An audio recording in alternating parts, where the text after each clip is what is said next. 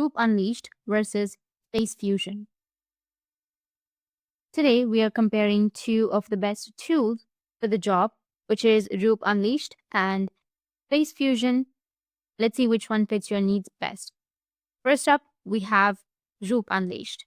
This tool is known for its flexibility and creative freedom.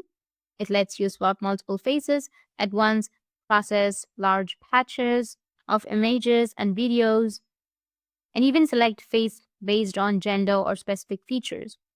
One standout feature is the live fake cam, which allows for real-time face swaps using webcam, great for live content creation. And if we need to talk about the face fusion, it's perfect for users who want more control over the details with its face detection system. Face fusion lets you manage faces in a more precise way. You can upload multiple images from different angles and even tweak your results for professional level swaps. So what's the difference between these two? Roop Unleashed excels in batch processing versatility and fun interactive features like real-time webcam swaps. If you need quick creative edits, this is your go-to.